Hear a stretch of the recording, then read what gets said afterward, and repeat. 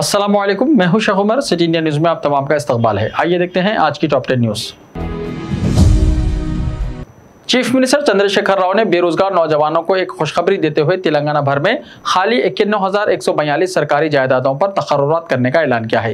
रियासती असेंबली में chief minister Chandrashekhar Rao ने बयान देते हुए कहा कि 51,000 खाली जायदादों में 11,000 जायदादों को कॉन्ट्रैक्ट मुलाजिमीन से भर्ती किए जाएंगे। 11,000 कॉन्ट्रैक्ट मुलाजिमीन की खिदमत को रेगुलर बनाने का ऐलान किया। चीफ मिनिस्टर ने कहा कि बाकी 80,000 जायदादों पर तकर्रुरात के लिए आज ही नोटिफिकेशन जारी किए जाएंगे, जिसमें से सबसे ज्यादा महकमे तालीम के 25 से 30,000 जायदादें शामिल हैं।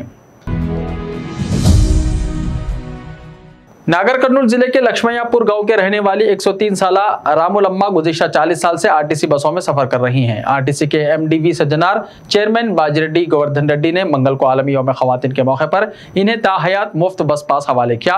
वो अब बसों में मुफ्त सफर कर सकेंगी। दरअसल 100 साल से ज्यादा उम्र की यह खातून आरटीसी बसों में सफर को तरजीह देती हैं। इस खातून की जानिब से बस मुसलसल सफर पर इन्हें मुफ्त पास दिया गया है। जब तक रामुलम्मा जिंदा हैं वो और उनके साथ मौजूद एक मुआविन को ये सहूलत फराहम रहेगी। किराए के कातिलों की मदद से भाई का कत्ल करवाने के इल्जाम में तेलंगाना की मेटपल्ली पुलिस ने 6 महीने के बाद बहन को गिरफ्तार कर लिया। तफसीलात के मुताबिक तेलंगाना के जिले जगत्याल के मेटपल्ली टाउन के महल्ले ईदगाह से ताल्लुक रखने वाला नौजवान मोहम्मद सोहेल 6 महीने पहले घर से अचानक लापता हो गया था। सोहेल की गुमशुदगी की शिकायत उसके घर वालों ने मेटपल्ली पुलिस स्टेशन में दर्ज करवाई थी।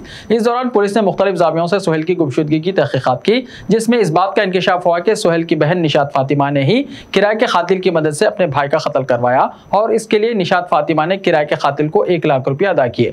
मेटपल्ली डीएसपी ने मीडिया को तफसीलात बताते हुए कहा कि ईदगाह महल्ले का मोहम्मद सोहेल वल्द मोहम्मद समी गुज़िश्ता साल सितंबर से लापता था। इसकी तलाश के दौरान पुलिस को पता चला कि सोहेल की बहन निशात फातिमा के एक शख्स के साथ नाजायज ताल्लुकात कायम हो गए थे। सोहेल को बहन के नाजायज ताल्लुकात का पता चलने पर उसने निशात फातिमा को अपनी हरकतों से बाज आ जाने का मशवरा दिया। नाजायज ताल्लुकात में भाई के रुकावट बन जाने के बाद निशात फातिमा ने सोहेल का ही कत्ल करने का मंसूबा बनाया, जिसमें उसके आशिक ने भी मदद की। निशात फातिमा ने भाई के कत्ल के लिए एक नाबालिग को 1 लाख रुपये अदा किए, जिस पर किराए के कातिलों ने 6 महीने पहले ही यानी इसकी गुमशुदगी के दूसरे दिन ही उसके भाई का कत्ल कर दिया। पुलिस ने निशात फातिमा, उसके आशिक और नाबालिग लड़के को गिरफ्तार कर लिया। तेलंगाना हाईकोर्ट ने हुकूमत को हिदायत दी है कि गड्डियानारम फ्रूट मार्केट का निदाम फौरी रोक दिया जाए। हुकूमत की जानिब से कल रात से मार्केट की निदामी कार्रवाई का आगाज किया गया था, जिस पर ताजरीन ने हाईकोर्ट का दरवाजा खटखटाया। चीफ जस्टिस सतीश चंद्र शर्मा की ज़ेर क़यादत डिवीजन बेंच ने निदामी कार्रवाई के तरीक़ेकार पर नाराजगी का इजहार किया। अदालत ने 8 फरवरी को हुकूमत को हिदायत दी थी कि ताजरीन की जानिब से बाटा संग्राम मुंतकिली के लिए मोहलत देकर 1 महीने तक गड्डियानारम मार्केट खोलने की इजाज़त दी जाए। हुकूमत ने अदालत के अहकामात पर अमल आवरी नहीं की। हाईकोर्ट की जानिब से इस सिलसिले में बरहमी के बाद 4 मार्च को फ्रूट मार्केट को हंगामी तौर पर खोल दिया गया था। ताजिरों की जानिब से वकील ने अदालत को बताया कि 8 फरवरी के अहकाम के बावजूद 4 मार्च तक मार्केट में कारोबार की इजाजत के बजाय निदामी कार्रवाई शुरू कर दी गई, जो हाईकोर्ट के अहकामात की खिलाफ वर्जी है। सदर प्रदेश कांग्रेस रेवंत रेड्डी ने पार्टी कारकुनों से कहा कि वो आइंदा 12 महीने में असेंबली इंतखाबात के लिए तैयार रहें। गांधी भवन में आलमी यौम ख़वातीन के मौके पर मुनक़िदा तकरीब से खिताब करते हुए रेवंत रेड्डी ने कहा कि समाज में तब्दीली और तरक्की में ख़वातीन अहम रोल अदा कर सकते हैं। कांग्रेस पार्टी ने हमेशा ख़वातीन को अहमियत दी है। हमेशा ख़वातीन को मुनासिब तादाद में इलेक्शन में हिस्सा लेने का मौका दिया गया।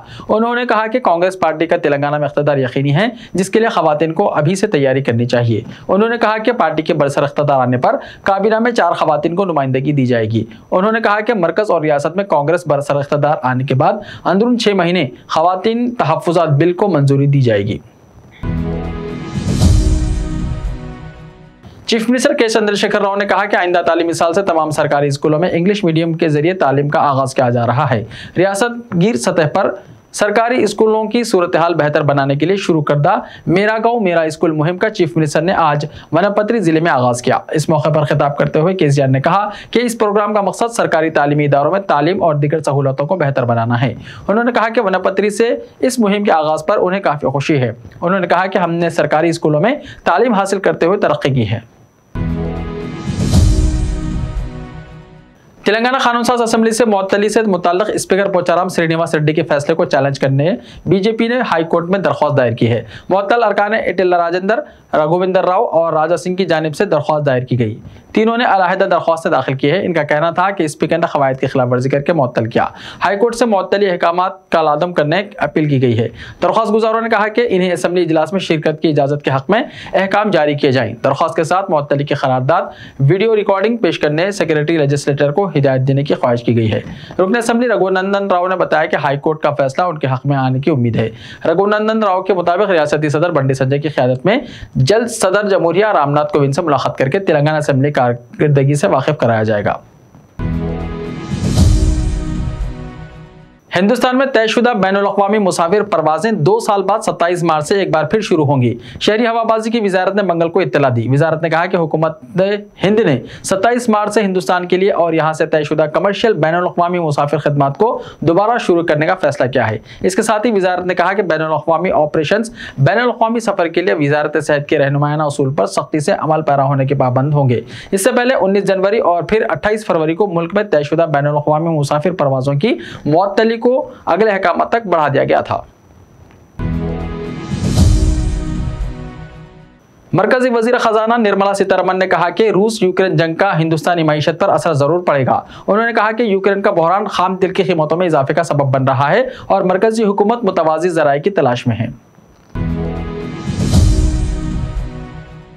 समाजवादी पार्टी के सीनियर रहनुमा और रामपुर के एमपी आजम खान को इलाहाबाद हाईकोर्ट ने जालसाजी के एक और मामले में जमानत दे दी है।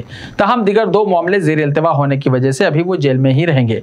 आजम खान गुज़िश्ता 2 सालों से कई मुकदमात में सीतापुर जेल में कैद हैं। अदालत ने जालसाजी के एक मामले में उनकी जमानत की अर्जी मंजूर की है, जबकि हुनूस दीगर 2 केसेस ज़ेर इल्तिवा हैं। ऐसे ही ताज़ा तरीन खबरों के लिए हमारे इस यूट्यूब चैनल को सब्सक्राइब करते हुए इसके बेल आइकन को प्रेस कर लीजिए। लाइव वीडियोस देखने के लिए प्ले स्टोर से हमारे ऐप सिटी इंडिया न्यूज़ को डाउनलोड करें। लिंक्स डिस्क्रिप्शन में मौजूद हैं। तो मिलते हैं कल, तब तक के लिए अपना ख्याल रखिए। अल्लाह हाफिज़।